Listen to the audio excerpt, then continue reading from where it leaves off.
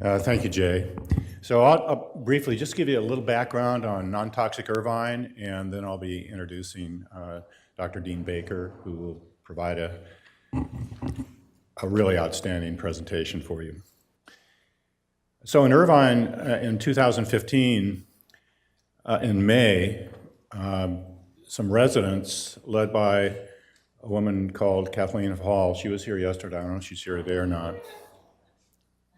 She's there. They went to the school board and were protesting the use of Roundup and 2,4-D. Brought many people to the hearing, something that the school district isn't used to in terms of dealing with environmental issues. Obviously, educational issues are always controversial. And demanded that the school district stop using Roundup and 2,4-D. It was a pretty intense discussion. They didn't make a decision that night, but coincidentally, about the same time, the World Health Organization came out with their comments about glyphosate and the potential for it being carcinogenic.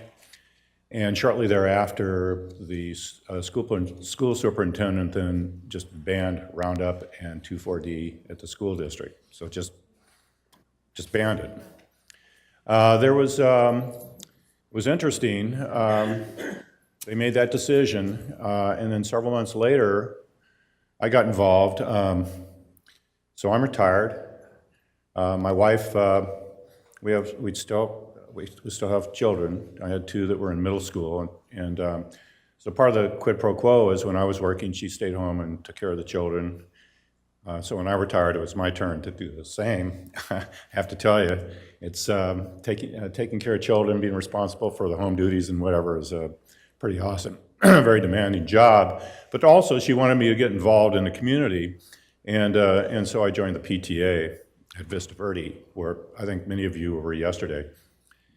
And my first meeting, at the end of the meeting, Catherine comes up and says, hey, we're looking for someone to be involved in pesticides. You know anything about it? And I said, I don't know anything about pesticides. Well, would you be interested in working on the committee? You know, we're going to try to do what we can to kind of expand the program that the cities had, or the school districts had, and see if we can go organic. Would you be interested? I said, well, I don't know anything about it, but sure, I'll join it. She didn't know who I was. She didn't know anything about my background.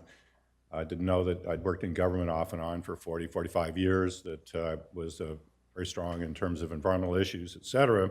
So I joined, but I was more there as a kind of a token male, because the concern was that it was the mothers, you know, who were moving forward with this. And so to create a little more credibility, it's good to have a token male in the group.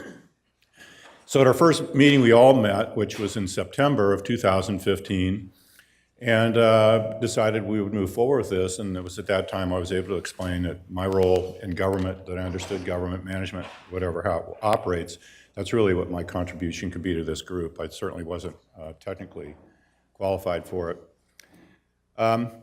So from there, it went to, well, we need some other technical people. And Bruce Lampere, I don't know if it was through Kathleen or whoever it was contacted up in Simon Fraser up at UBC in Vancouver, British Columbia.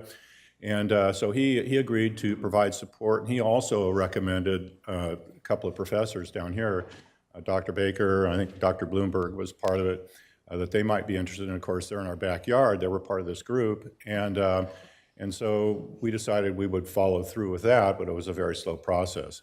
In the meantime, the school district really didn't know what to do.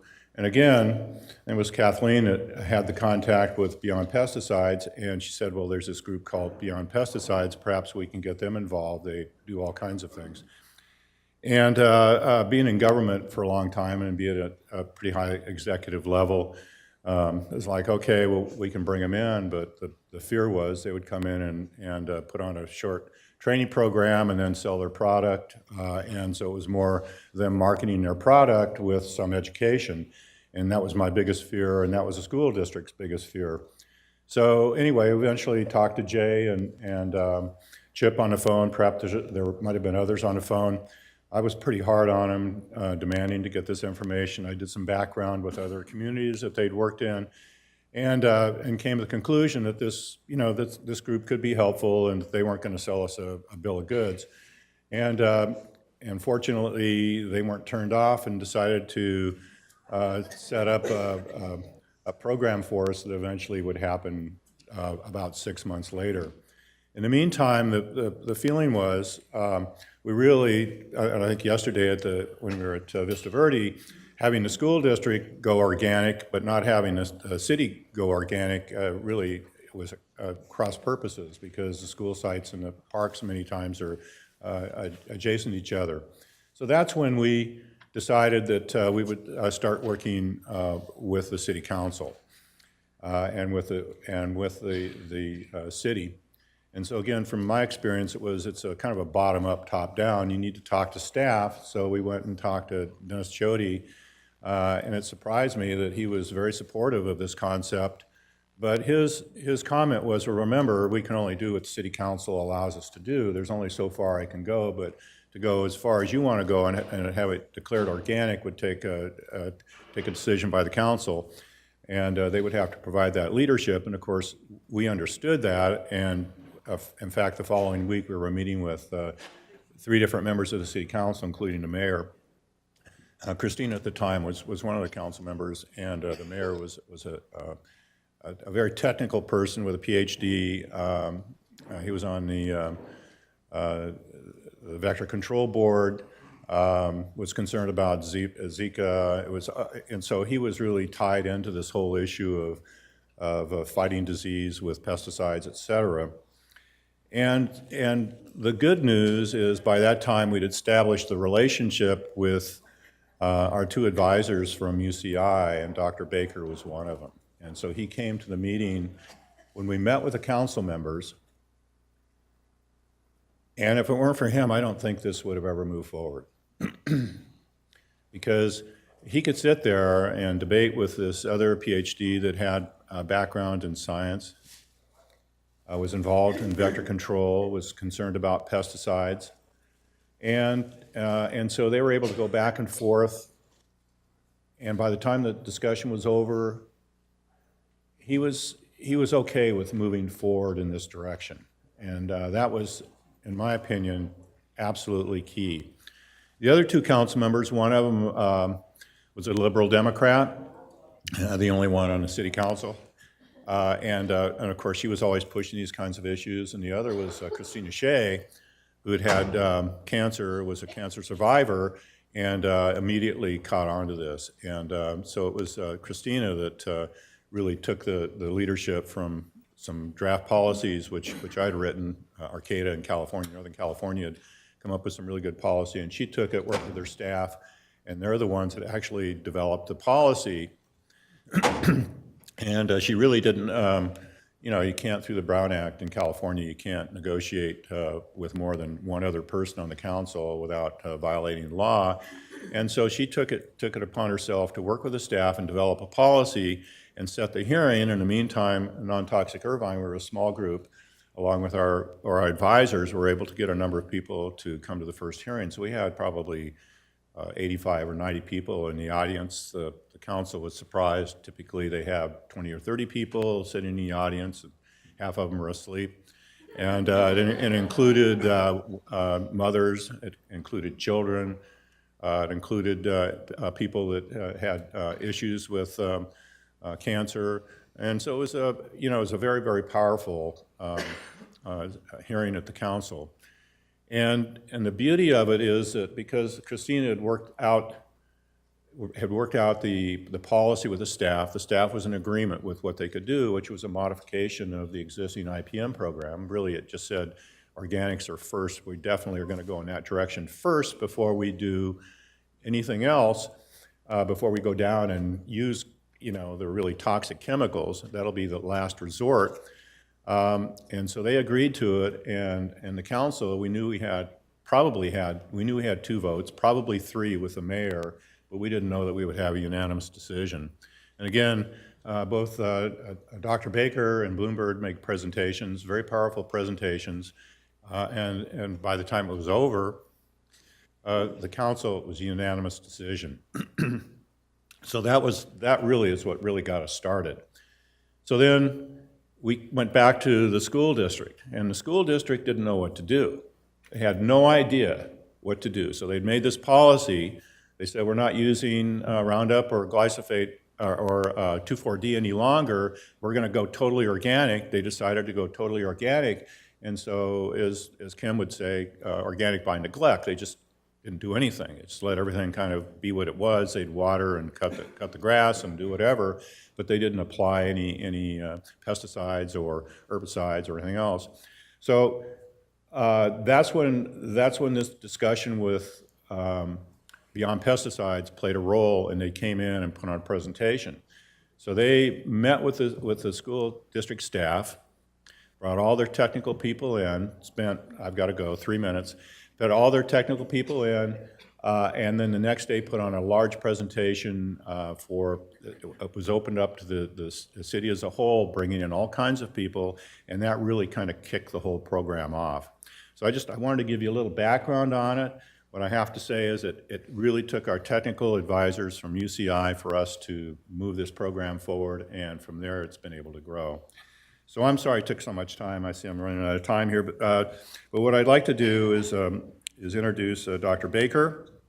He was here last night, introduced himself a little bit. I know he'll tell more about his background, but he is the former director of UCI Center for Occupational and Environmental Health in Irvine, California. What I would tell my children after I first met him, this person's advised everybody in government except the president. And so I was impressed with him, and I'm still impressed with him now. So Dr. Baker.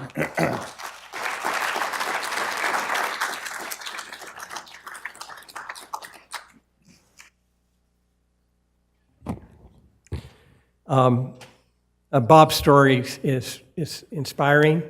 If you've worked with communities, many times the efforts are not successful. Sometimes they're successful, and this so far has been successful.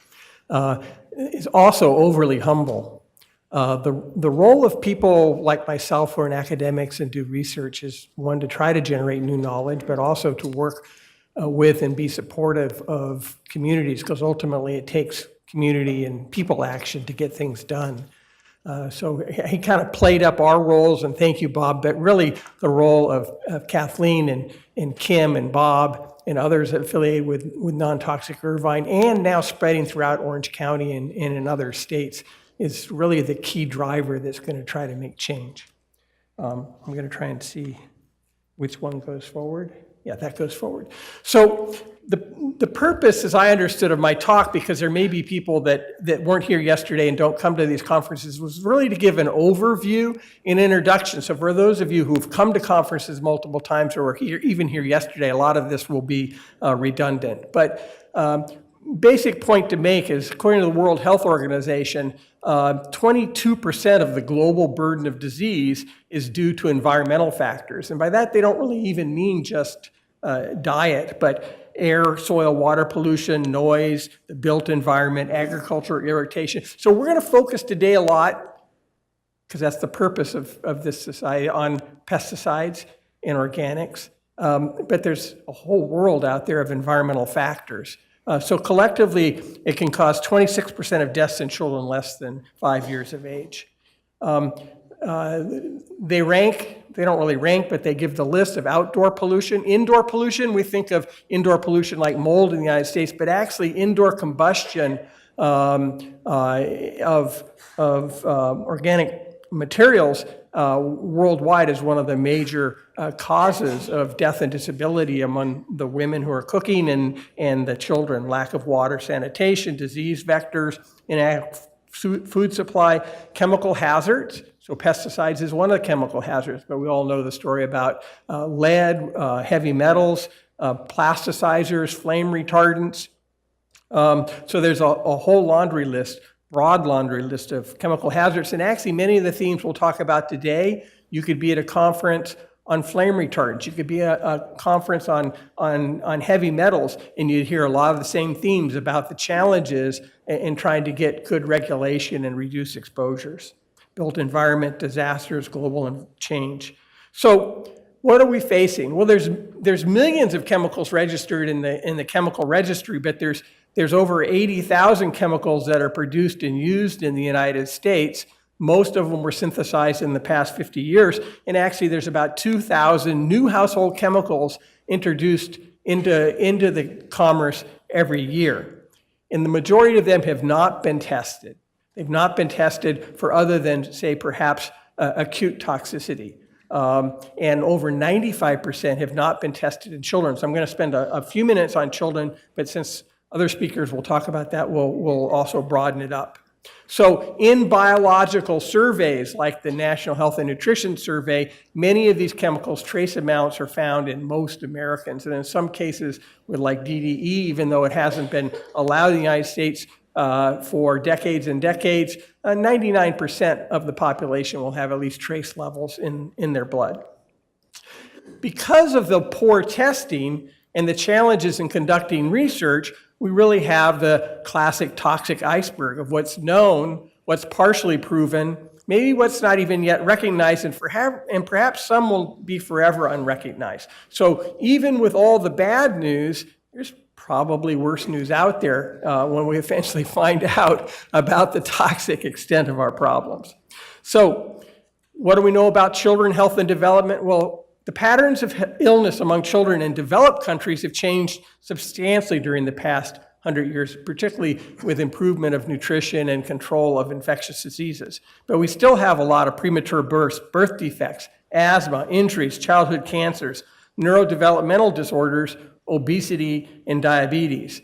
And there's adverse trends for a lot of these. So you've seen these kind of graphs from yesterday, but asthma prevalence went up dramatically from the 1980s to the mid-1990s. It's sort of leveled off since then. Overweight and obesity. So one line, the green, is overweight, the obesity, so the two of them combined, more than 30% of children are overweight or obese now. Children diagnosed with ADHD. Percent of children with autism spectrum disorders. So part of what was mentioned yesterday is there could be a diagnostic bias there or a recognition bias. So what the CDC funded is they funded in several different states, I believe 7 different states. They used an evaluation and examination and diagnosis protocol. Then they went back 5 years later and used the identical protocol and criteria and were able to show that there is actually a real increase in autism spectrum disorders, not just due to a diagnostic or recognition bias. So it's clearly increasing. So what do we know? And these are similar to slides yesterday. We know children are more vulnerable than adults. They're not just little adults.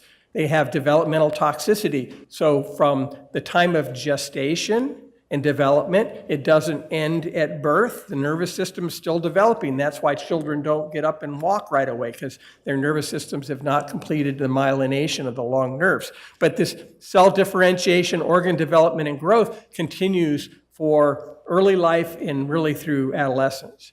Children are rapidly growing and developing. They're less developed natural defenses. So lead that gets into the gut is more easily absorbed, and the lead that's absorbed gets more easily across the blood-brain barrier to the brain, which is the target organ.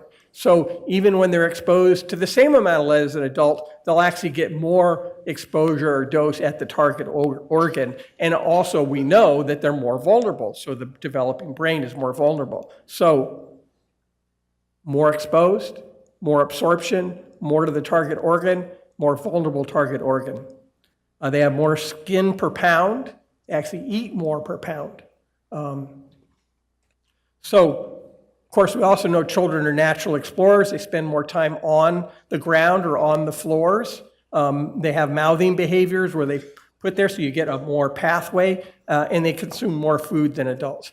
More will be said about children. But basically, I also want to emphasize that this talk was supposed to be about family health in the environment. So we want to focus on children, but also recognize the importance of looking at all family members.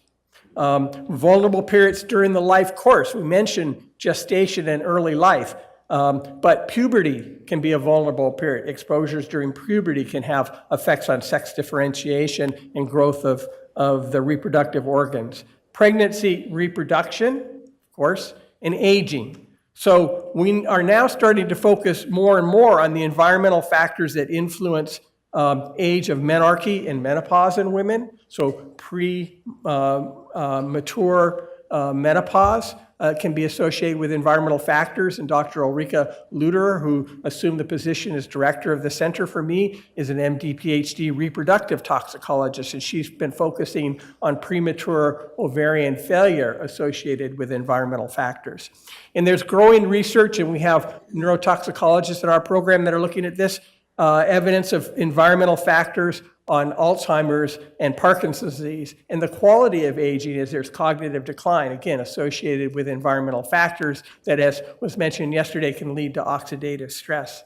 And of course, there's occupational and community exposures. I think later today, we'll hear about the confluence of occupational exposures along with home and environmental exposures in farm worker communities and other settings. We know in the South Bay area here, where there's community exposures because of the large import through the Los Angeles and Long Beach harbors, where the materials come in, they're put on trucks, and then the trucks go right up the freeways, right by neighborhoods to take it to the Inland Empire for redistribution across the United States. So there's lots of community exposures, and they can often occur in disadvantaged populations, the highest exposures.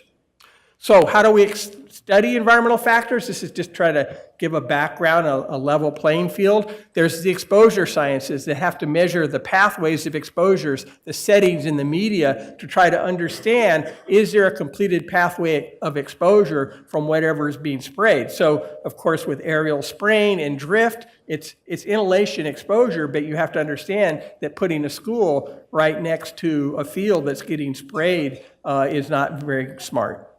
Toxicology and basic sciences, we hear a lot about the animal studies and the research on mechanisms, and later today Bruce will be talking more about some of the cutting edge science there. And actually it's probably the area that's given the most weight by the regulatory agencies, but it's limited because some things like acute toxicity can be studied. Chronic toxicity, transgenerational effects, reproductive effects, neurodevelopmental effects, there aren't great assays, and they're not really supported, and so there's a lot we don't know.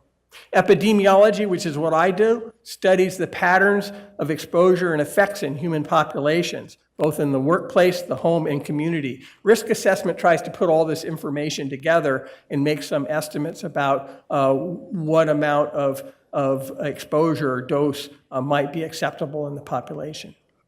So this is just a quick little slide from the ATSDR, which was mentioned yesterday, Agency for Toxic Substances and Disease Registry, which is actually created by CERCLA, the Superfund bill, but was actually placed as part or affiliated with CDC. It does a lot of training materials. So it just shows that there's multiple pathways of exposure from an industry, the pollution of rivers, the soil, and then it can get into the food supply, so you can ingest it, you can breathe it in the air. And so in order to understand from the toxicology to translate into the epidemiology and the human health effects, you have to be able to measure exposures. And it can be quite complicated. So there's a whole field of exposure science. In epidemiology, as we look at it, we have to keep in mind there's many domains of exposures, and some of them can have similar effects and synergistic effects, additive effects. And so you got to look at chemical exposures, physical exposures, psychosocial, biological, and of course genetics is not really an exposure, but it's a risk factor. And then you can have gene expression. So you have set genes, but through epigenetics and other mechanisms, some get turned on, some get turned off, and I won't say more about that, other speakers will. And of course, modification by healthcare, by education, by the home and community environment, and then outcomes that can range from the reproductive all the way through many of the outcomes that are shown on the slides. You have the additional complication for what I refer to as life course epidemiology, that you have multiple exposures, you have mediators, and you have outcomes, okay? But all this occurs over time. So again, some exposures are acute and are high enough and cause acute effects, but many of the exposures are ones where they don't cause acute effects. So they can go on for a long time and they'll cause delayed effects or chronic effects. And so in order to really study these, you have to look at the exposures in the many domains combined with the genetics and the epigenetics, and look over the life course from pregnancy to infancy, childhood, follow people and look for the outcomes. So that's the challenge of what we face in trying to do in epidemiology and in general in environmental research. This is just a quick example of a study that I did, which is almost kind of a retrospective cohort study. Again, I remember that there's a couple of people here, at least from Hawaii. And interestingly, I talked last night about DBCP being banned and used for Hawaii from 77 to 79. Well, by the same rationale, heptachlor, which is one of the dirty dozen, it's an organochlorine, was banned for use on the mainland, but in the early 80s, it was still allowed on the pineapple plants in Hawaii because they said there wasn't an alternative. So what happened? Well, in 80 to 82, heptachlor was sprayed on the pineapple plants to control ants and mealybugs, but they harvested too early. It got into the milk supply, and the pregnant women drank it.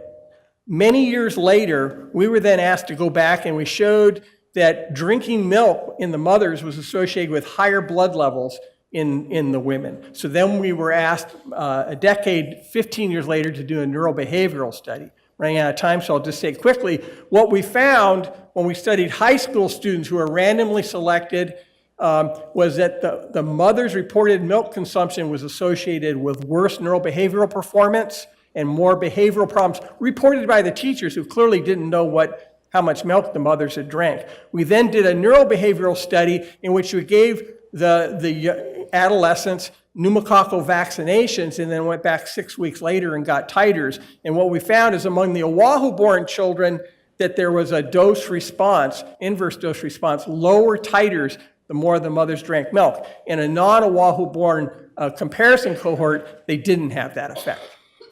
So there's challenges. Multiple exposures, transient exposures, that's exposure assessment. Toxicology, few chemicals are fully tested for toxicity, most tests only acute effects. In epidemiology, without burdening you, there's long latency, windows of vulnerability, so it's not just the pure dose and exposure, it's when the dose and exposure occurs. There's vulnerable subpopulations, gene-environment interactions, and lots of technical issues in terms of how to select your populations, how to make sure your comparison populations are actually comparable, and how to measure exposure and outcomes without making errors, which we call biases. So the challenges: research takes time and requires funding while hazards continue. So we can't just wait for the research to be done. And of course, as has been mentioned, the funding for environmental and occupational health research, particularly at the federal level, is abysmal. Actually, the White House budget proposed a zero extramural funding budget for the National Institute for Occupational Safety and Health this year. Zero. They don't want research because they don't want to have those answers out there. So we know a lot about pesticides, the effects. They've been mentioned, they'll be mentioned again today, but there's a lot we still must learn. And I kind of look at it as the challenge of new pesticide productions and whack-a-mole research. Organochlorines, then they were replaced by organophosphates and carbamates. Then it's on to new classes of chemicals. We do research, we show that's harmful, it's on to new classes of chemicals. So it's kind of this whack-a-mole thing. They keep producing, we keep showing there's harm, because pesticides are meant to cause harm. Multiple pesticides, net combined effects, effects of adjuvants, effects in vulnerable populations, how to develop appropriate risk assessment strategies to lead to efficient and quick regulation to protect, not waiting years and years for research to take place. So the fundamental approach is we have to have a prevention orientation. Diseases caused by toxins are preventable. So you need to think about prevention in the home, the schools, the communities, clinical practice for physicians, research, advocacy, and legislation. And so this is a term you've heard about, you'll hear about more today, is really the precautionary principle, which basically is when an activity raises threats of harm to the environment or human health, precautionary measures should be taken, even if some cause and effect relationships are not fully established scientifically. We can't wait for the final answers. Research just takes too long. In this context, the proponents of that activity, rather than the public health, rather than the public, should bear the burden of proof. This is an approach that's being taken more in Europe, and it needs to be taken more in the US. In the meantime, we can't rely on regulations. We have to use local and personal actions to take precaution. Thank you.